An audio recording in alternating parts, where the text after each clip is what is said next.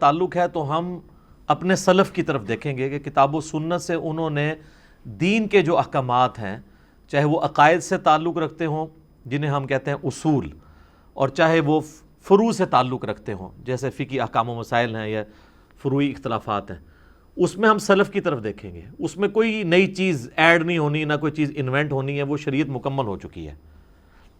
لیکن جہاں تک سائنٹیفک فیکٹس کا تعلق ہے اس میں ہم خلف کی طرف یعنی بعد کے لوگوں کی طرف دیکھیں گے، اور یہ جو اصول ہے یہ مسلمہ ہے، کیونکہ ہمارے پرانے بزرگوں کو کئی ایک چیزیں نہیں پتہ تھی جو بعد کے لوگوں کو پتہ چلی۔ اب اگر میں ان بزرگوں کی ان غلطیوں کو ہائی لائٹ کروں گا ایبسولوٹلی خود سے تو لوگوں کو برا لگتا ہے۔ میں آپ کو بزرگ ورسز بزرگ کی ایک مثال دیتا ہوں۔ امام محمد غزالی المتوفیٰ 505 ہجری، آلموسٹ ان کو آپ سمجھ لیں کہ 900 سال ہو چکے ہیں فوت ہوئے پہ۔ ان کی مشہور زمانہ کتاب ہے کیمیائے سعادت۔ اس میں انہوں نے اللہ تعالیٰ کے وجود کے اوپر دلائل دیتے ہوئے یہ بات لکھی کہ اللہ تعالیٰ کی جو قدرت کی بڑی بڑی نشانی ہیں ان میں سے ایک نشانی انہوں نے ڈسکس کی سورج۔ اس میں وہ لکھتے ہیں کہ سورج جو ہے یہ زمین سے 160 گنا بڑا ہے، 160 ٹائم۔ 160 زمینیں ملیں تو ایک سورج بنتا ہے، جبکہ آج ہمارے بچے کو بھی یہ بات پتہ ہے کہ سورج زمین سے 160 گنا نہیں ہے، نہ 1060 گنا، نہ 1,60,000 گنا، بلکہ 13 لاکھ گنا بڑا ہے۔ اب ہم کے پرانے بزرگوں کو غلطی لگی اس لیے کہ ان کے پاس سائنس کا علم کم تھا، یہ کوئی دینی مسئلہ تو انہوں نے بیان نہیں کیا۔ اور اگر آپ کو ہمارے بچوں سے چڑ ہو جن کے پاس دین کا علم بھی ہے اور دنیاوی انفارمیشن بھی، تو ہم آپ کو اعلیٰ حضرت کی مثال دیتے ہیں۔ یہ جس کتاب کو آپ نے اٹھا کے ایک ہنگامہ کھڑا کر دیا پوری دنیا کے اندر، زمین ساکن ہے، اس کتاب کے اندر خود اعلیٰ حضرت نے لکھا ہے کہ جو زمین اور سورج کا جو ریشو پروپورشن ہے، سورج زمین سے 13 لاکھ گنا بڑا ہے۔ اعلیٰ حضرت کہہ رہے ہیں المتوفیٰ 1340 ہجری کہ یہ 13 لاکھ گنا بڑا ہے، جبکہ ان سے 800 سال پہلے امام غزالی کہہ رہے ہیں 160 گنا ہے۔ آپ مجھے بتائیں دونوں میں سے کس بزرگی کو آپ نے لے کے چلنا ہے؟ اگر اعلیٰ حضرت کی بزرگی بچاتے ہیں تو امام غزالی کی بزرگی فارغ ہو جائے گی، اور اگر امام غزالی کی بچاتے ہیں تو اعلیٰ حضرت کی۔ حالانکہ دونوں کو اگر ہم سائنٹیفکلی دیکھیں تو اعلیٰ حضرت کی بات درست ہے، امام غزالی کی بات غلط ہے، لیکن اس سے رزلٹ یہ بھی نکلا کہ پرانے بزرگوں کو کئی معاملات کے اندر سائنٹیفک فیکٹس میں غلطیاں لگی ہیں، اور یہ اعلیٰ حضرت نے خود نہیں کیلکولیٹ کیا 13 لاکھ گنا۔ انہوں نے لکھا ہے کہ جو فلکیات کے ماہرین ہیں، جو اس فیلڈ کے لوگ ہیں، انہوں نے ہمیں یہ بات بتائی ہے، اور انہوں نے کہا میں اس کے ساتھ ایگری کرتا ہوں، بلکہ انہوں نے کہا کہ میں تو کہتا ہوں یہ تقریباً 14 لاکھ گنا بڑا ہے، یہ بھی لکھا ہے۔ اور ہم یہ انشاءاللہ جے پی جی ایڈ کریں گے تاکہ کسی کو اس حوالے سے آمدہ اعتراض اٹھانے کی جرت نہ رہے۔ اور اس سے بھی بڑھ کر ہمارے محبوب صلی اللہ علیہ وآلہ وسلم کا ایٹیچیوڈ کیا تھا؟ صحیح مسلم میں اوپر تلے 3 احادیث ہیں، انٹرنیشنل نمبر کے مطابق 6126 سے لے کر 6128 تک، جس کے اوپر امام نووی نے صحیح مسلم کا باب باندھا ہے کہ کن معاملات میں نبی صلی اللہ علیہ وآلہ وسلم کی اطاعت واجب ہے اور کن میں واجب نہیں ہے۔ یہ بڑی حیران کن بات ہے۔ اس کے نیچے یہ 3 حدیثیں لے کے آئے جسے ہم کہتے ہیں وہ تعبیر النحل والا واقعہ، کھجوروں کی پیوند کاری والا، اور یہ مسلم شریف ہے، مولانا شریف نہیں ہے، نہ کوئی سٹوری شریف ہے۔ وہ حدیث یوں ہے کہ جب نبی صلی اللہ علیہ وآلہ وسلم مدینہ شریف ہجرت کر کے گئے تو آپ کا تو چونکہ سارے کا سارا آپ کو پتہ ایکسپیرینس بھیڑ بکریاں پالنے کا تھا، یہ آپ کی فیلڈ تھی۔ آپ نے وہاں پر دیکھا کہ لوگ کھجوروں کی پیوند کاری کرتے ہیں، گرافٹنگ کرتے ہیں زیادہ پھل حاصل کرنے کے لیے۔ تو نبی علیہ السلام نے جب ان کو یہ کرتے ہوئے دیکھا تو آپ نے فرمایا کہ اگر یہ نہ کرو تو کیا ہے، یعنی نیچر کو بدلنے کی ضرورت کیا ہے، نیچرلی جو کچھ بھی ہوتا ہے اس طریقے سے ہوتا رہے۔ تو نبی علیہ السلام نے ان کو منع نہیں کیا، لیکن ایک مشوراتاً ایک بات ان سے کی۔ ان کے لیے تو وہ ماننا، پھر ان کے لیے تو نبی علیہ السلام کی شخصیت بہت بڑی تھی۔ انہوں نے آپ علیہ السلام کے مشورے پہ عمل کیا اور ان کی فصل ہو گئی کم۔ جب فصل کم ہو گئی تو وہ شکایت کرتے ہوئے نبی علیہ السلام کے پاس آ گئے، یا رسول اللہ آپ کے مشورے پہ عمل کیا تھا۔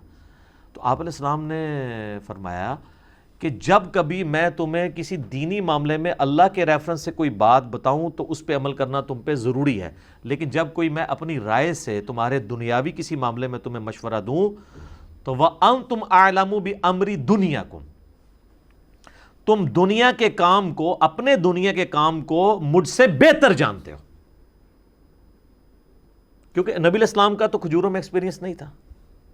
اور آپ کے جو الفاظ ہیں نا کہ اللہ کے ریفرنس سے کوئی بات کروں اسے منوان اسی طریقے سے لیا کرو، جب میں اپنے مشورے سے کسی دنیاوی معاملے میں بات کیا کروں تو تم خود دیکھ لیا کرو اپنے معاملے کو. یہ الفاظ اس حدیث کے صحیح فہم کی حفاظت کر رہے ہیں، کیونکہ آپ کو پتہ ہے جو لوگ علم الغیب کا غلط عقیدہ رکھے ہوئے ہیں، ایک تو علم الغیب کا صحیح عقیدہ ہے کہ نبی علیہ السلام کو اللہ تعالیٰ جتنا بتاتا تھا وہ پتہ ہوتا تھا، جو نہیں بتاتا تھا وہ نہیں، باقی اس کی ڈیٹیلز میں ہم نہیں پڑھتے. اور ایک یہ ہے کہ سب کچھ پتہ تھا. ان کے لیے تو یہ حدیث موت ہے.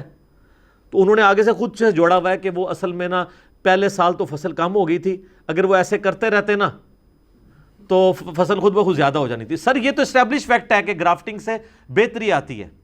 یہ آپ نے جو انور اٹور تیار کیا ہے اور آپ نے جو کینو تیار کیا ہے یہاں سب کانٹیننٹ میں، یہ گرافٹنگ کے ذریعے کیا ہے نا، پیوند کاری کے ذریعے.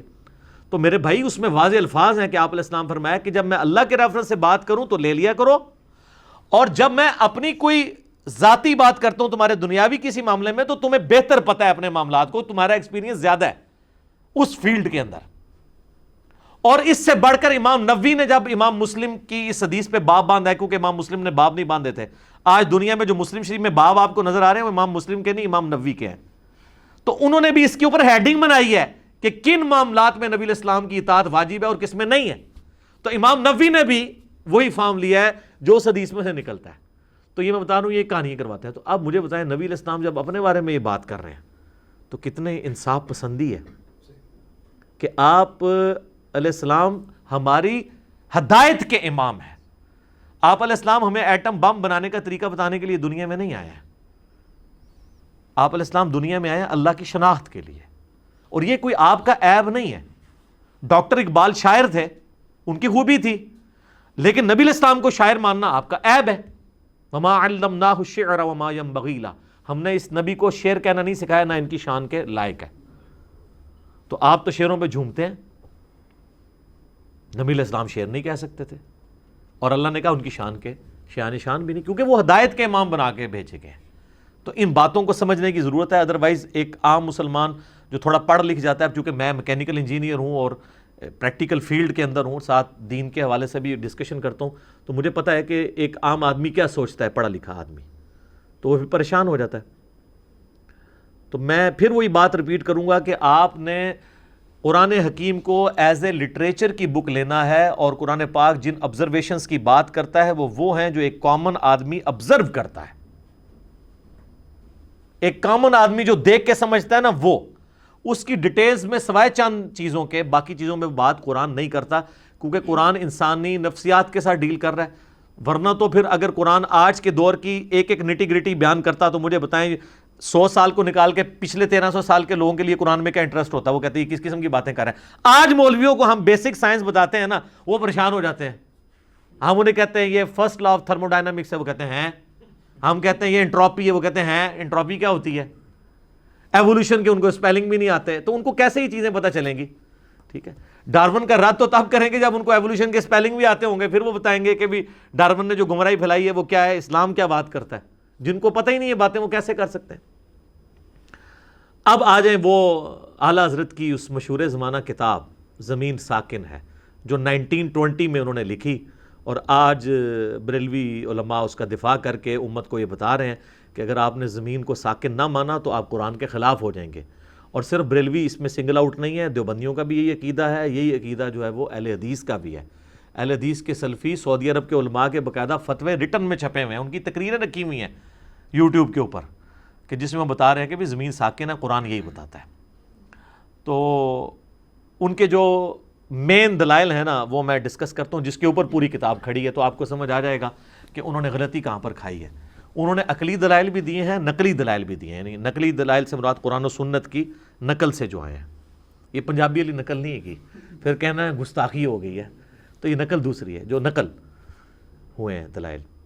اس میں انہوں نے جو بنیادی دلیل جس کو اپنے کتاب کی ہیڈنگ کے طور پر بھی پیش کیا، انہوں نے پہلے پیج کے اوپر دباچے کے سٹارٹ میں جس کو ہیڈنگ بنایا ہے اور جس کے اوپر پورے کا پورا مقدمہ کھڑا ہے، وہ آیت ہے سورہ فاطر کی آیت نمبر 41.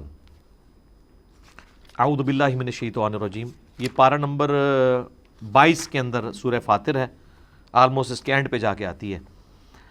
ان اللہ یمسک السماوات والارض ان تزولا، بے شک اللہ ہی نے تھام رکھا ہے آسمانوں اور زمین کو کہ کہیں ٹل نہ جائیں، زوال پذیر نہ ہو جائیں، اپنی جگہ سے ہل نہ جائیں.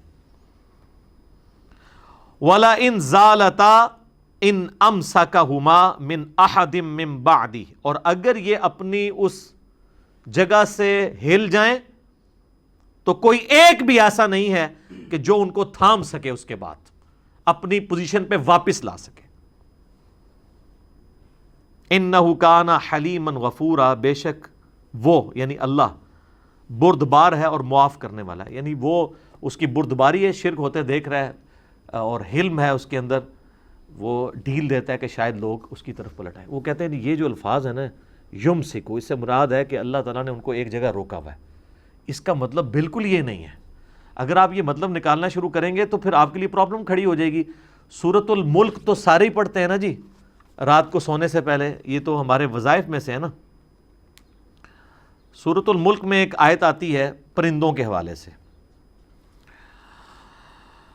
آیت نمبر ہے 19. اولم یروا الی الطیر فوقہم صافات ویقبضن، کیا تم لوگوں نے اپنے سروں کے اوپر پرندے نہیں دیکھے جو پر پھیلاتے ہیں اور سمیٹتے ہیں. ما یمسکہن الا الرحمن، وہی الفاظ آگے، یمسکو، ان کو نہیں تھام رکھا مگر رحمان نے. انہ بکل شیء بصیر، بے شک اللہ تعالیٰ ہر چیز کو دیکھنے والا ہے. تو یہ اللہ نے جو آسمان کے اندر پرندے تھامے ہوئے ہیں، تو اس کا کیا مطلب ہے؟ پرندے آگے پیچھے نہیں جاتے ہیں. الفاظ وہ یہ یمسکو، اس کا مطلب یہ ہے کہ وہ اللہ تعالیٰ نے ان میں یہ کمپیٹنسی پیدا کی ہے کہ وہ اپنے آپ کو بیلنس رکھتے ہیں. یعنی وہ اڑتے ہوئے چلتے بھی رہتے ہیں، آگے پیچھے بھی جاتے ہیں.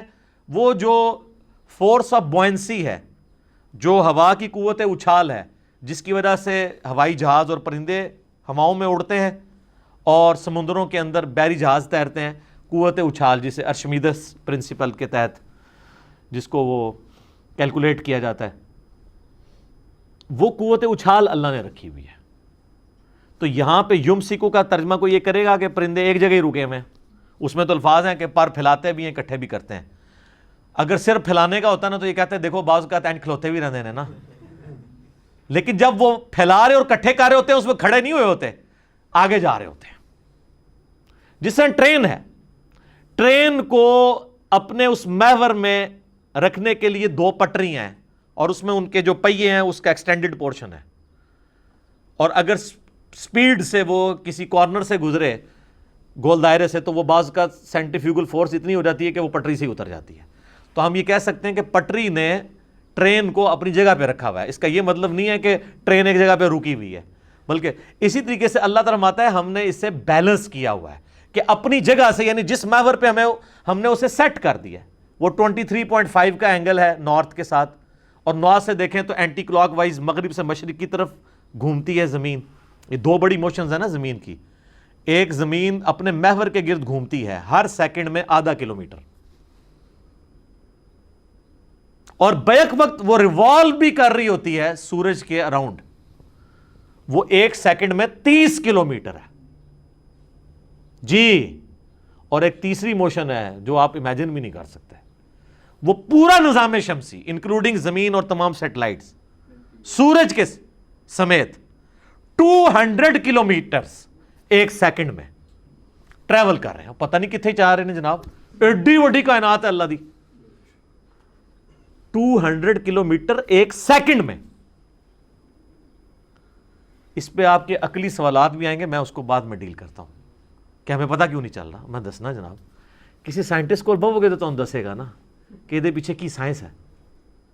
یہ 3 بڑی موشنز ہیں، ایک چوتھی بھی ہے وہ جو اپنے محور کے گرد 23.5 کا اینگل ہے نا، اس میں بھی زمین یوں بھی کرتی ہے، وہ بھی کمال اس کی موشن ہے. یہ 4 موشنز ہیں. تو یہ اللہ تعالیٰ نے اس سارے معاملے کو بیلنس کیا ہوا ہے کہ وہ اس محور سے نہیں ہٹتی. ورنہ تو اگر یہ 23.5 کا اینگل ہی ختم ہو جائے، آپ کے موسموں کی تبدیلی ختم ہو جائے، وہ سارے موسم تبدیل اس کی وجہ سے ہو رہے ہیں. اور کس طریقے سے اللہ تعالیٰ نے اسے ایک محور کے گرد گھمایا ہوا ہے. اس کی وجہ سے آپ دیکھتے ہیں جب افریقہ میں گرمیاں ہوتی ہیں ہماری سردیاں چل رہی ہوتی ہیں، جب ہماری سردیاں آتی ہیں ان کی گرمیاں چل رہی ہوتی ہیں. اس طریقے سے کیا معاملات ہیں، یہ تو ایک اللہ تعالیٰ کی قدرت کا شاہکار ہے. سبحان اللہ وبحمدہ عدد خلقہ ورضا نفسہ وزنۃ عرشہ ومداد کلماتہ. تو یہ انہوں نے بڑی دلیل لی تھی، اور اس کے پیچھے آپ کو میں نے بتا دیا کہ انہوں نے اس کا فہم سمجھنے میں غلطی کی. اس میں سکون کا تو لفظ ہی کہیں موجود نہیں ہے کہ اللہ تعالیٰ نے ایک جگہ پہ روک کے رکھا ہے. نہیں، اللہ کہہ رہا ہے میں نے تھاما ہوا ہے اس کو کہ اپنی جگہ سے ٹل نہ جائیں، جو ہم نے ٹریک مقرر کیا اس سے ٹل نہ جائیں. تو خام خواہ اس کے اندر سکون والا معاملہ پیدا کرنا یہ بالکل غلط ہے. اگر کریں گے تو پھر پرندوں کے معاملے میں بھی کریں.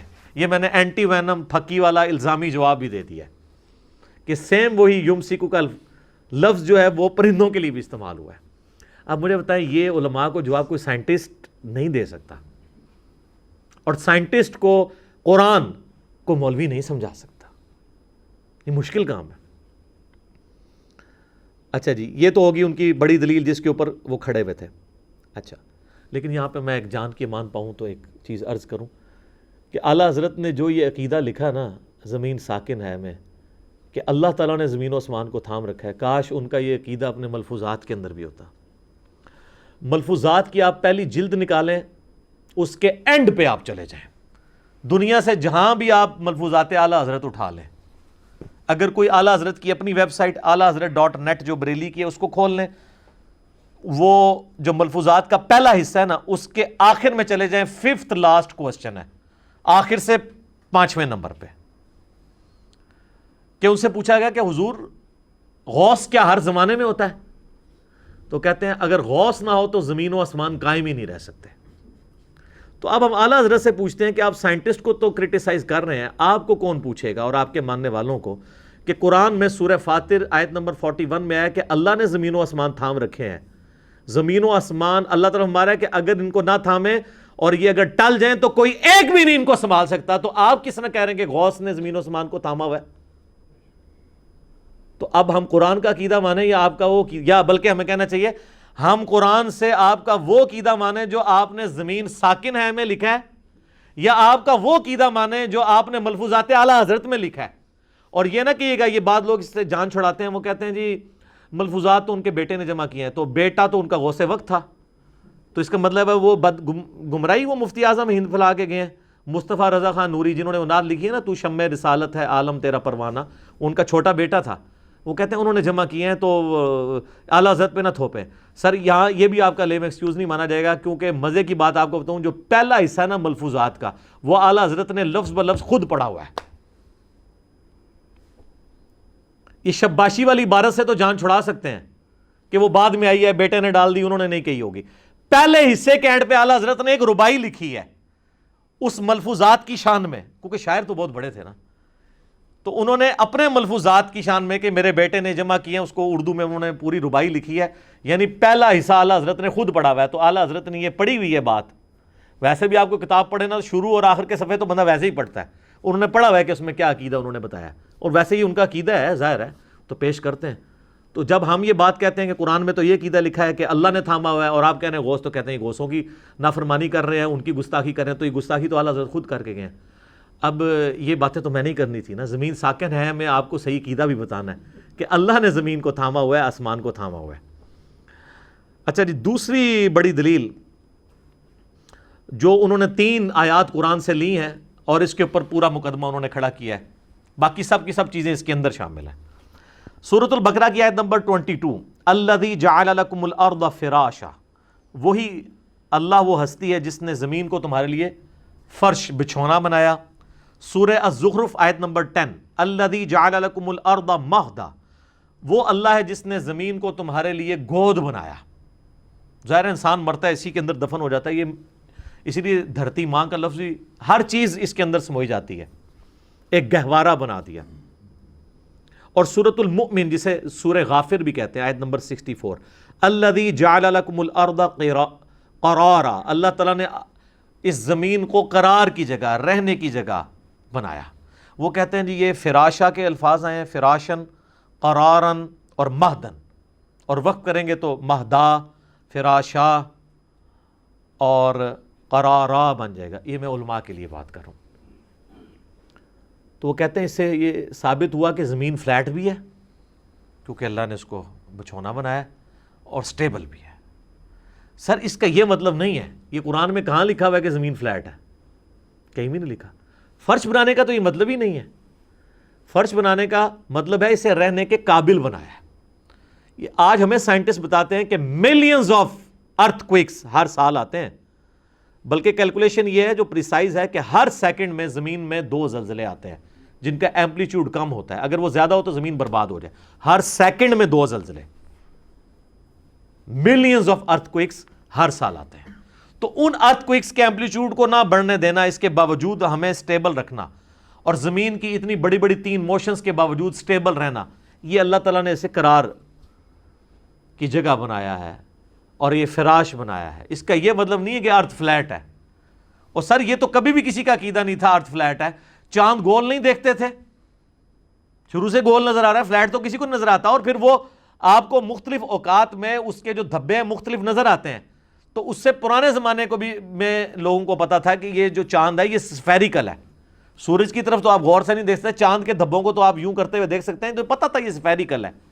یہ کوئی یہ نہیں ہے کہ صرف گول پلیٹ کی طرح ہے. یہ بھی کہتے ہیں نا گول ہے لیکن فلیٹ ہے, نہیں, یہ سفیریکل ہے, بال کی طرح.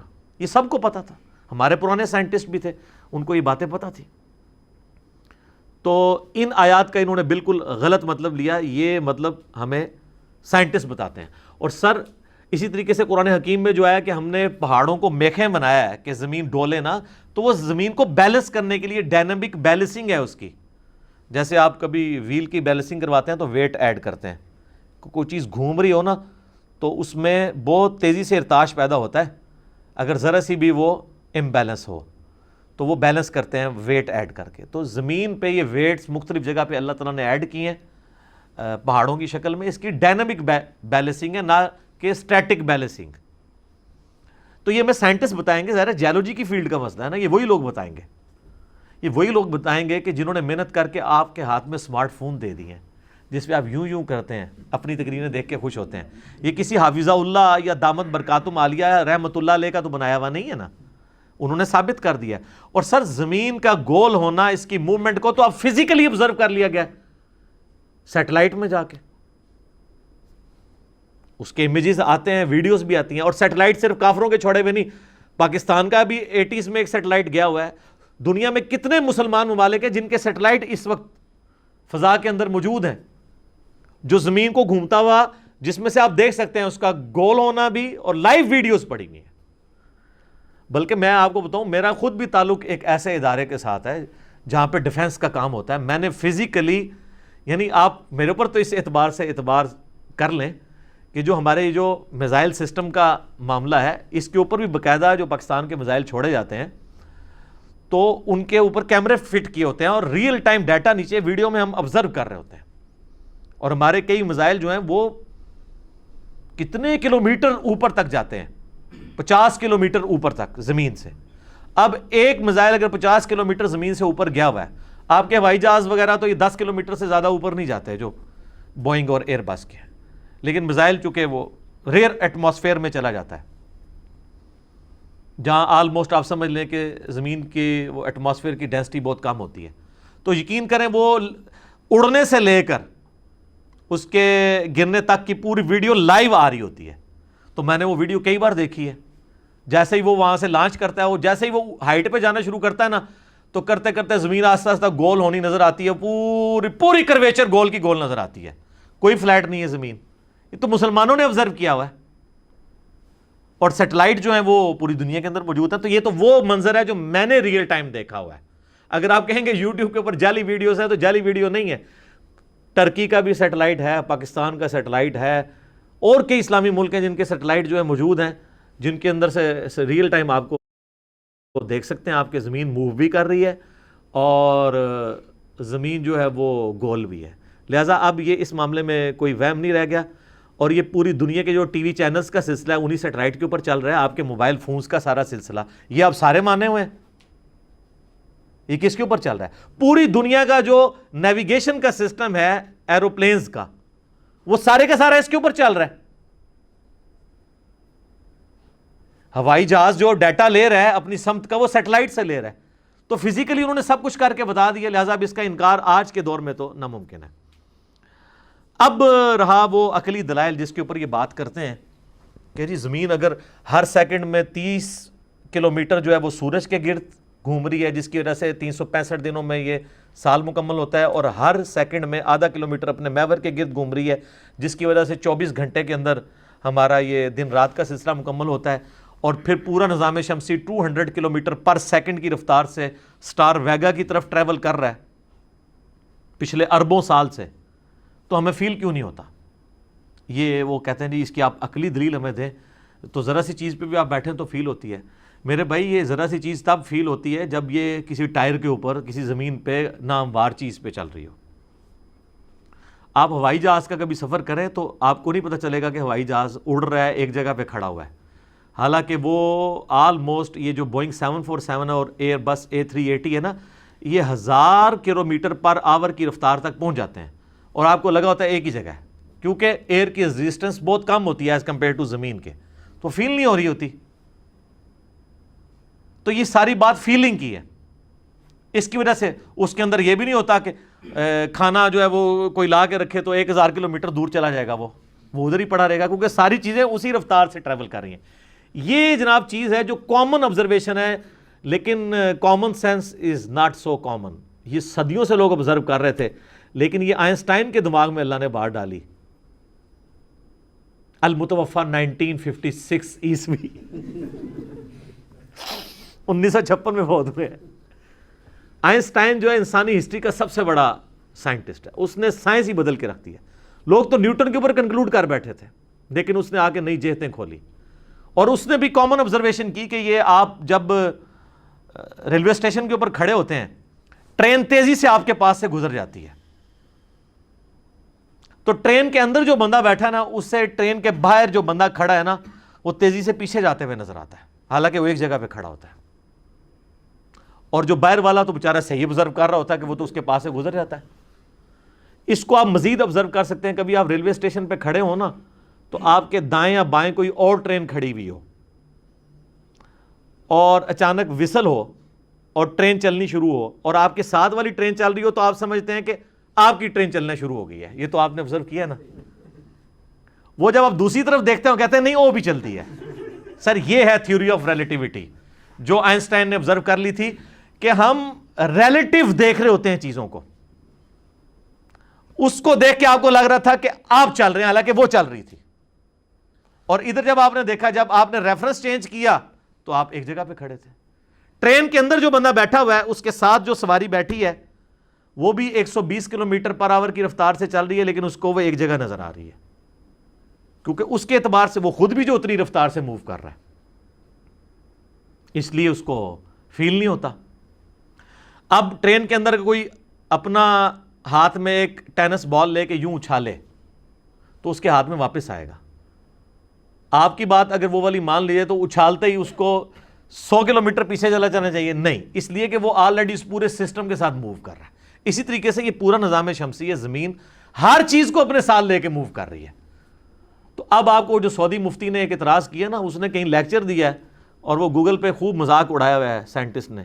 وہ کہتا ہے جی اگر یہی بات مان لیجیے نا، تو جب جہاز اڑتا ہے نا، جب جہاز ہوا میں جاتا ہے تو نیچے سے زمین جو ہے وہ خود بخود، یعنی اگر میں آپ کو سمجھاؤں آج کے اعتبار سے، کیونکہ سورج جو زمین ہے وہ اپنے محور کے گرد جو ہے وہ مغرب سے مشرق کی طرف روٹیٹ کر رہی ہے نا، تو اس کا مطلب یہ ہے کہ سعودی عرب سے اگر صرف جہاز ہوا میں ہی جائے نا، تو اسے تھوڑی دیر بعد پاکستان خود بخود پہنچ جانا چاہیے، کیونکہ نیچے سے زمین ہی گھوم گئی ہوگی۔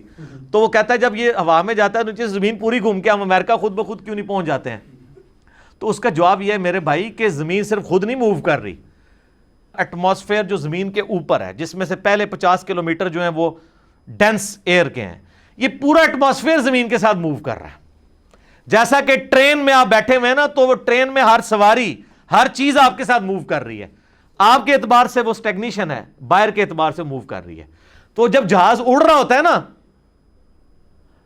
جہاز جب اڑ رہا ہوتا ہے نا، تو وہ جو زمین کی اپنی رفتار ہے نا، اس کے اعتبار سے وہ آلریڈی اس فضا میں بھی اس سپیڈ سے چل رہا ہوتا ہے، لیکن اس میں ڈیپینڈ کرتا ہے کہ ایئر کی ریزسٹنس کیا ہے۔ اگر ہوا اس طرف چل رہی ہوگی تو پھر ظاہر نہیں وہ ہوگا، ہواؤں کا رخ بھی ہے. جس طرح آپ اسلام آباد سے کراچی جائیں نا تو آپ کو اگر 2 گھنٹے لگتے ہیں نا تو کراچی سے اسلام آباد کے 1.25 گھنٹے لگتے ہیں. وہ ڈپینڈ کر رہا ہوتا ہے کیونکہ سمندر سے ہوائیں اڑ کے اس طرف آ رہی ہوتی ہیں, تو اس وجہ سے وہ ٹائم کا فرق آتا ہے. وہ اگر ایئر ریزسٹنس ختم ہو جائے پھر تو برابر. اچھا, اب اس کو سپورٹیو ایک اور دوسری بات ہے, کہتے ہیں یہ جہاز جو نیچے سے زمین غائب کیوں نہیں ہو جاتی, تو ان کو یہ بتائیں کہ سیٹلائٹ جو ہے نا جب چھوڑے جاتے ہیں, آپ کو پتا ہے سیٹلائٹ جس ملک کے اوپر چھوڑا جائے نا, اگر آپ جہاز کو لے جائیں نا خلا کے اندر, پھر واقعی ایسے ہوگا کہ ایک جگہ کھڑا ہوگا نا تو تھوڑی دیر بعد امریکہ پہنچ جائے گا جہاز, کیونکہ خلا جو ہے وہ اس کے ساتھ موو نہیں کر رہی, روٹیٹ نہیں کر رہی. اور یہی وجہ ہے کہ جب سیٹلائٹ چھوڑے جاتے ہیں نا خلا کے اندر, ان کو اینگولر سپیڈ زمین کی دینی پڑتی ہے, ورنہ اگر پاکستان نے سیٹلائٹ چھوڑا ہے نا تھوڑی دیر بعد وہ چائنا پہنچ جائے گا, اور اس کے بعد پھر آسٹریلیا پہنچ جائے گا, پھر امریکہ پہنچ جائے گا, پاکستان لبدہ رہے گا اپنا سیٹلائٹ. وہ کیا کرتے ہیں جب سیٹلائٹ چھوڑتے ہیں نا تو جس رفتار سے زمین گھوم رہی ہے نا وہی سپیڈ اس سیٹلائٹ کو بھی دیتے ہیں, تبھی وہ ساتھ ساتھ اس طریقے سے موو کرتا رہتا ہے. سیٹلائٹ سپیڈ میں چھوڑا جاتا ہے, لیکن ایٹماسفیئر کے اندر جو چونکہ پورا ایٹماسفیئر موو کر رہے ہیں وہاں آپ یہ فیل نہیں کر سکتے. تو یہ وہ جو شیطان اگر آپ کو وسوسہ دلائے کہ جب ہوائی جہاز اوپر جاتا ہے تو وہ خود بخود امریکہ کیوں نہیں پہنچ جاتا, تو آپ تھوڑی سی سائنس سیکھ لیں, آئنسٹائنز تھیوری آف ریلیٹیوٹی پڑھ لیں جو اس نے کامن آبزرویشن کی تھی. اچھا, اب آ جائیں میرے بھائی اس نظریے کی طرف. یہ 2 نظریات ہمیشہ سے انسانیت میں رہے ہیں اور قبل از مسیح ہیں, نبی علیہ السلام سے بھی پہلے کے ہیں. ایک جیو سینٹرزم ہے کہ زمین کائنات کا محور ہے, ہر چیز کے گرد گھوم رہی ہے, اور دوسرا ہے ہیلیو سینٹرزم کہ سورج سینٹر میں ہے, اگرچہ سورج بھی موو کر رہا ہے پورے سولر سسٹم کے ساتھ, لیکن سولر سسٹم کے جو سیٹلائٹ ہیں وہ اس کے گرد گھوم رہے ہیں.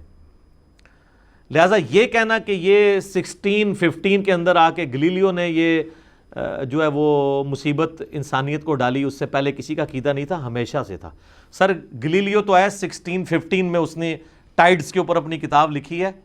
گلیلیو سے بھی 600 سال پہلے البیرونی جو مسلم سائنٹسٹ تھا 1973 عیسوی میں پیدا ہوئے اور 1050 عیسوی میں فوت ہوئے, 8 سے 1000 سال پہلے.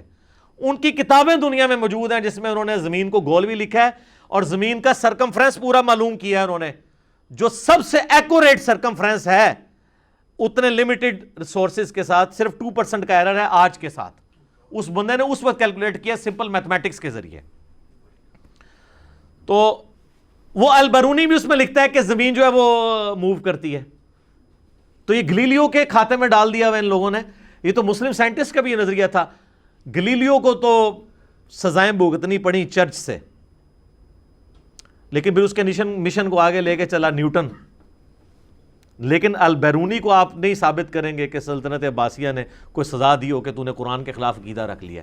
اس کا مطلب ہے کہ سلطنت عباسیہ کے دور کے اندر بھی قرآن کے خلاف اس عقیدے کو نہیں مانا جاتا تھا, ورنہ تو البیرونی کو ٹانگ دیا جاتا. اچھا, آپ ان مسلم سائنٹسٹ کا تعارف گوگل میں جا کے پڑھیں تو وہ بھی خود ان کی تعریف کرتے ہیں کہ یہ لوگ اس وقت اتنے انٹلیکچوئل تھے اور مسلمان ان کو آن کرنے کے لیے آج تیار نہیں ہو رہے, وہ الٹا مسلمان تو ان کے اوپر کفر کا ہی فتویٰ لگا دیں گے. تو یہ بالکل ان کی نان سینس اپروچز ہیں. اچھا, اعلیٰ حضرت اس کتاب میں نا آپ کو پتہ ہے یہ مین جو بندہ ہے نا کوپرنیکس ہے, جس نے یہ سارا سیٹلائٹس کے اوپر پوری ورکنگ کی. اس کے بعد کیپلر اور پھر گلیلیو اور پھر نیوٹن, یہ 4 بڑے بندے ہیں. تو اعلیٰ حضرت نے نا اس میں لکھا ہے اپنی کتاب کے اندر کوپرنیکس کی بدعت ضلالہ. وہ لوگ جو بدعت کو مانتے ہی کوئی نہیں ہے, جن کے اپنے اعمال کے اندر میں نے کہا چلو بدعت ضلالہ کا لفظ تو انہوں نے یوز کیا, اور اس طریقے سے آئنسٹائن کو بھی انہوں نے برا بھلا کہا. بہرحال ایک پازیٹیو چیز ہے کہ انہوں نے امام غزالی والا مسئلہ حل کر دیا. امام غزالی نے کیمیائے سعادت میں لکھا تھا کہ سورج زمین سے 160 گنا بڑا ہے, اور اعلیٰ حضرت نے اپنی کتاب زمین ساکن ہے میں لکھا ہے کہ سورج زمین سے 13 لاکھ گنا بڑا ہے. ایک بات وہ مان گئے کہ بزرگوں کے پاس جو علم سائنس تھا وہ کمزور تھا, اور ظاہر اعلیٰ حضرت نے خود کوئی انوینشن نہیں کی ہے, ہمارے فلکیات کی چیز انہوں نے کوٹ کی ہے. پھر وہ اعلیٰ حضرت اس میں کہتے ہیں کہ جب یہ 13 لاکھ گنا بڑا ہے تو اور گریویٹیشنل فورس بھی ایگزسٹ کرتی ہے, تو اگر سورج کے گرد زمین چکر کاٹ رہی ہوتی ہے, عقلی دلیل وہ دے رہے ہیں, تو 13 لاکھ بندے اگر ایک طرف کھڑے ہوں اور ایک بندہ ایک طرف ہو تو 13 لاکھ بندے اس ایک بندے کو گھسیٹ نہیں لیں گے اپنی طرف. تو کہتے ہیں کب سے یہ زمین جو ہے نا سورج کے اندر جا کے گر کے ختم ہو گئی ہوتی ہے اگر ہم آپ کی یہ والی بات مان لیں کہ اس کے گرد روٹیٹ کر رہی ہے قوت کشش ثقل گریویٹیشنل فورس کی وجہ سے. تو اس کا سائنٹیفک آنسر یہ ہے, اعلیٰ حضرت کے ماننے والوں کو ہی دے سکتے ہیں, ظاہر ہے وہ تو اللہ کے پاس جا چکے ہیں, کہ صرف سینٹریپیٹل فورس نہیں ہوتی ہے, سینٹریفیوگل فورس بھی ہوتی ہے. اور یہ دونوں فورسز جب بیلنس ہوتی ہیں نا پھر کوئی چیز کسی دوسری چیز کے گرد روٹیٹ کرتی ہے. تو وہ جو زمین جا کے سورج میں گر نہیں جاتی وہ اس وجہ سے کہ زمین کو اللہ نے رفتار اتنی دی ہے گھومنے کی کہ وہ رفتار سینٹریفیوگل فورس, وہ فورس جو سینٹر سے آپ کو دور کی طرف لے کے جاتی ہے, وہ اتنی فورس ہے کہ اس کو اندر گرنے سے روکتی ہے. اور اس کو آپ آبزرو کریں گے موت کے کنویں کے اندر, موٹر سائیکل جب سپیڈ میں گھومتا ہے تو وہ موت کا کنواں جو سرکس میں ہوتا ہے تو وہ اس کے اوپر تک آ جاتا ہے, تو بیچ میں کیوں نہیں گرتا؟ اپنی سپیڈ کی وجہ سے. لیکن اگر تھوڑا سا اوپر چلے جائے تو باہر جا کے ضرور گر جائے گا. تو زمین کی بھی ذرا سی فورس ڈسٹرب ہوتی تو زمین سورج کو چھوڑ کے بھاگ جاتی, اور ذرا سی کم ہوتی تو سورج کے اندر گر کے فنا ہو جاتی. یہ اللہ نے بیلنس کیا جی. اللہ اکبر کبیرہ والحمدللہ کثیرہ وسبحان اللہ بکرۃ واصیلا. God is the only explanation of all the physical phenomena in this universe. خدا ہی وضاحت ہے ان تمام چیزوں کی. آپ گھر میں بھی تجربہ کر سکتے ہیں, کسی چھوٹی سی بالٹی کے اندر یا جگ کے اندر ایک وہ بنٹا رکھ کے آپ شیشے کی گولی اس کو یوں گھمائیں تو آپ دیکھیں وہ دیواروں سے اوپر چڑھتی. کیوں؟ وہ اس کے اندر اس سپیڈ کی وجہ سے ایک سینٹریفیوگل فورس جو اسے سینٹر سے دور رہنے پہ مجبور کرتی ہے وہ پیدا ہوتی ہے. تو زمین کو جو اللہ نے سپیڈ دی ہے نا سورج کے گرد 30 کلومیٹر ایک سیکنڈ میں, یہ سپیڈ اس کو مجبور کرتی ہے کہ سورج سے دور بھاگے. اور سورج جو اس کو کھینچ رہا ہے نا, وہ 13 لاکھ بندے جو کھینچ رہے ہیں وہ اسے مجبور کرتے ہیں کہ سورج کے اندر گر جائے. تو وہ سپیڈ اتنی دی ہے اللہ تعالیٰ نے کہ وہ نہ وہ حاوی ہوتا ہے نہ یہ حاوی ہوتا ہے, اور بیلنس ہو کے ایلپٹیکل آربٹ کے اندر وہ گھومتی رہتی ہے اور بیلنس رہتی ہے. یہ اللہ کے کام ہے جی. تو باقی باتیں کرنے کو تو بہت زیادہ تھی, خیر ابھی بہت زیادہ ہو گئی ہیں, لیکن یہ میں نے مقدمہ پورا اس لیے کلیئر کیا کہ آندہ کوئی 1000 وسوسے بھی آئے نا علماء دین کی طرف سے یا سائنٹسٹ کی طرف سے, دونوں میں نے کور کیے ہیں, وہ کم از کم آپ کو سمجھ آنا شروع ہو جائیں. باقی پھر بھی میں آخر میں کہوں گا کہ میرے جو 3 لیکچرز ہیں, who is Allah in the light of latest scientific facts, اور who created god Richard Dawkins کی کتاب دا گاڈ ڈیلوژن کا جو میں نے پوسٹ مارٹم کیا ہے, اور تیسرا میرا لیکچر قرآن ورسز ماڈرن سائنس. یہ تینوں کا لنک بھی ہم اپنی ویڈیو کے نیچے دے دیں گے. کئی باتیں جو آج میں نے سکپ کی ہیں وہ انشاءاللہ اس کو سننے کے بعد آپ کو کلیئر ہو جائیں گی. تو یہ جو اس کو قرآن و سنت کا مسئلہ بنا کر پیش کیا جا رہا ہے یہ بالکل زیادتی کر رہے ہیں. قرآن و سنت اس کی سپورٹ کے اندر نہیں ہے. کچھ احادیث بھی انہوں نے پیش کی تھی وہ میں نے سکپ کر دیں اس لیے کہ وہ خود آؤٹ آف کانٹیکسٹ ہیں, وہ اس کے ساتھ ریلیٹڈ ہے ہی نہیں ہے. تو اصل چیز مقدمہ قرآن کے اوپر کھڑا ہوا تھا وہ میں نے بیان کر دیا, اور جو احادیث تھیں ان کی جو انہوں نے مین احادیث لی میں نے اس کی انٹرپریٹیشن بھی بیان کر دی ہے تاکہ آپ کو معاملات سمجھ آ جائیں. ایسا نہ ہو کہ ایک نوجوان آدمی جس طرح آج کل لوگ جو ہے وہ متنفر ہوئے ہیں. میں پھر وہ آخر میں وہی بات کروں گا کہ عامر خان نے پی کے فلم بنا کے جو لوگوں کے متس توڑے تھے اور ہندوازم کی کمزوریاں لوگوں پہ ہائی لائٹ کی تھیں, ہمارے لوگوں نے یہ اچھا اس نے تو پی کے فلم بنائی نا, وہ کہتے ہیں اس کو کہتے ہیں سازش کی ہے, یہ پاکستان والا پی کے ہے کیونکہ ہماری فلائٹس بھی ہوتی ہیں نا پی کے. تو انہوں نے جو ہے انڈین فلم بنائی ہے جو یہ اس نے اسلام کی بدنامی کر دی ہے کہ جی زمین ساکن ہے اور قرآن کا یہ عقیدہ ہے. اور آپ دیکھ لیں کسی مولوی کی جرت نہیں ہو رہی ہے کہ, اور جن لوگوں نے کلپ بھی بنایا میں نے وہ دیکھے, انہوں نے ان کے دلائل کا جواب نہیں دیا, بس یہ کہہ دیا کہ نہیں نہیں ایسا نہیں ہے یہ ایسا ہی ہے. تو قرآن سے جو دلائل پیش کر رہے ہیں آپ بتائیں کہ آپ کو سمجھنے میں یہاں پہ غلطی لگی ہے اور حقیقت یہ ہے. ٹھیک ہو گیا جی.